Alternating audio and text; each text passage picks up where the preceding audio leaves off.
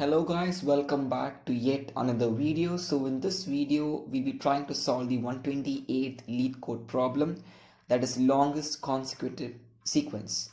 Given an unsorted array of integers, nums, return the length of the longest consecutive elements sequence. And could you implement the O of n solution, right? Now that's just a follow-up. So here are the examples. Now the first example is we have 100, 4, 200, 1, 3 and 2. So now the output is supposed to be 4 because the longest continuous consecutive sequence is 1, 2, 3 and 4, right? And the length of this is 4. So you're supposed to output 4. Alright? Okay. And then here's your second example. Alright? Okay. Now let's see how we can solve this. Alright? Let's go on to the whiteboard. Okay, so now let's take this array for an example. Okay, the first thing we'll be doing is we'll be having a dictionary and we'll keep the values of all these elements as 0. So what I mean by that is I'll be having a dictionary. So now I'll be having 100 colon 0, right? And I'll be having 4 colon 0, then 200 colon 0 and so on. Okay, now I'll be seeing why I'm doing this, but for right now just understand that I'm doing this for a reason. Okay, and 2 colon 0. Okay, so now the first thing is I'll be having a for loop. Okay, the for loop will go through each element of the list. So now when the for loop begins, I'll be at 100. So I'll check if the value of 100 in the dictionary is 0 or not. And here you can see the value of 100 is 0, right? Then I can go forward. So now what will I do? Now I will choose my left and right pointer values. So my left pointer value is going to be the element -1 and my right pointer value is going to be element +1. Okay, so now my left pointer value is going to be 100 minus 1 and my right pointer value is going to be 100 plus 1. Okay, now once I make my left pointer value, that is 100 minus 1, I'll be getting the value as 99, right? I have to check if 99 is there in the hash map or not. Now in this case 99 is not there in the hash map or the dictionary, which means that 99 won't be there in the array as well. Okay, so I can know that there is no sequence before 100. Okay, now I'll be going through the right part. So when I go through right, I'll be checking if 100 plus 1 is there in the hash map. Now 101 is not there in the hash map and therefore it is not there in the list as well. So I can be valid that the number 100 is not a part of any valid sequence. Okay, now I'll move forward to 4.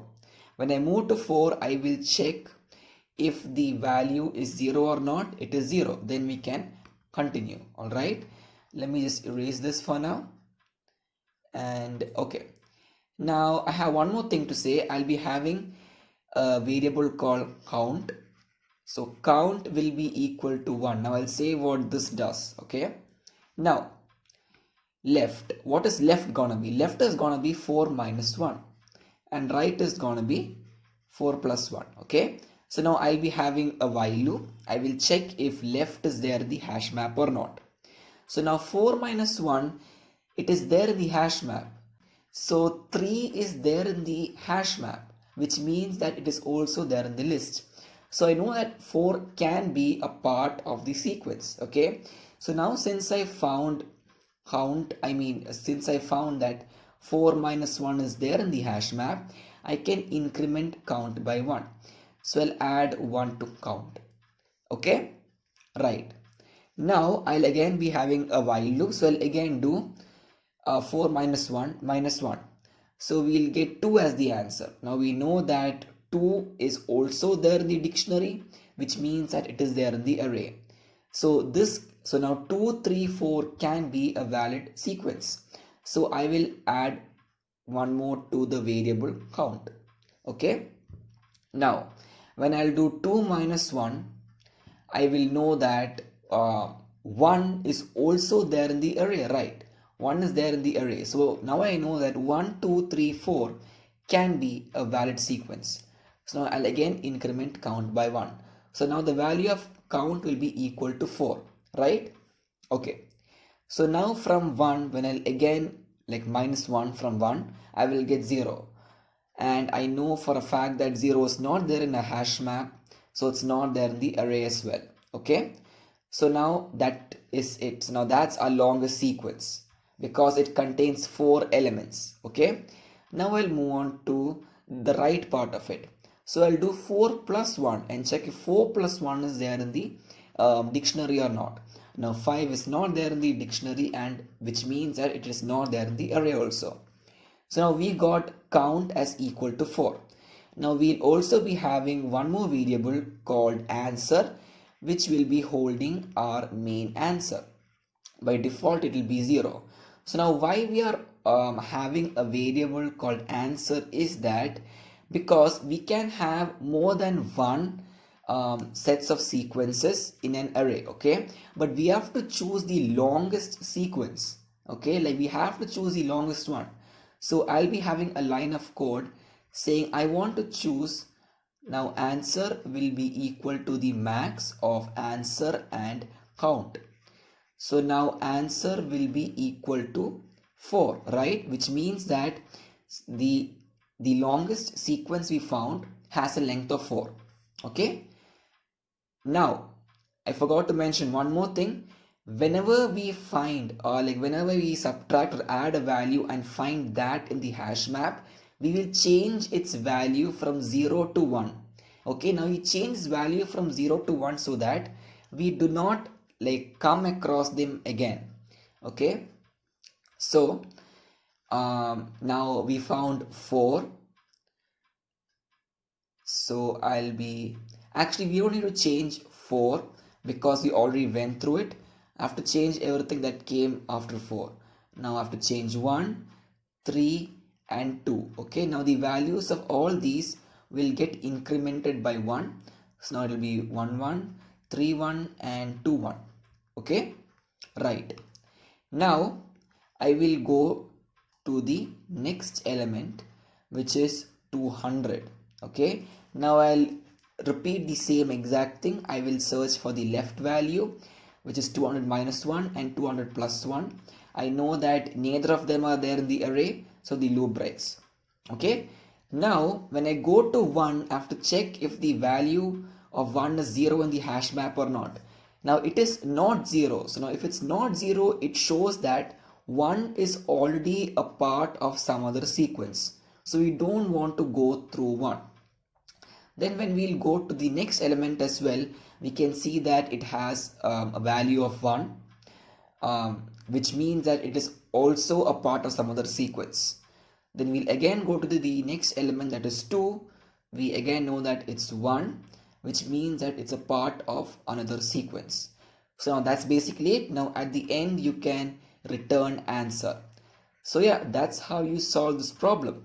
Now let's try and code the whole solution out. Okay, so now let's do the base case first. If not nums, return 0. Now answer will be equal to 0 and count will be equal to 1. Now here we need a hash map. Okay, hash map will be equal to x colon 0 for x in array or in nums per se. Let me just correct this mistake. Okay, so now what we do, we'll have a for loop. Okay, for num in nums, which goes through every element of the array nums. Okay, if hash map num is equal to 0, which means that it is not a part of any other sequence, then what I can do, I can do left equals num minus 1. Okay, left equals num minus 1. Now I'll be having a while loop. Okay, like to check like every element, like backside of num. So now while left in hash map hash map left will be equal to 1, okay, because we know that it is a part of the sequence, so we have to change the value from 0 to 1. Now I'll again decrement left by 1 so that the loop can follow on. Now I'll be incrementing count also by 1, okay, count plus equals 1. Now we'll do the exact same thing for the right. Right equals num plus 1, while right in hash map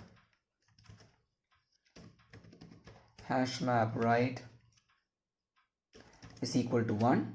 Alright, now I want it to keep on going forward, so right plus equals 1 and count plus equals 1. Now what do I have to check? I have to check the maximum value, so answer equals max of answer comma count, and then at the end I can return answer. Now that should be it. Let's run the code and see if it works. And there you go, it works. Let's submit. It gives a wrong answer. Now why is that?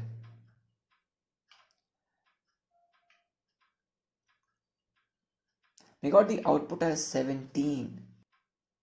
Okay, now why we got this is after every after each if statement gets over, we are not changing the value of count to 0, okay, because as I mentioned, there can be more than one sequence in an array.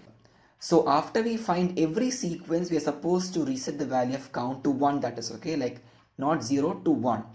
So after this I can do count is equal to 1.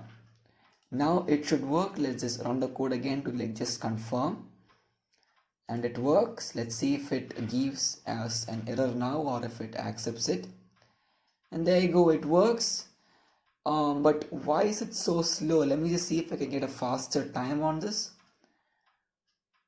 because previously I was getting in 40 milliseconds. I don't know why it is a bit slow now. Anyways, that's how you solve this problem.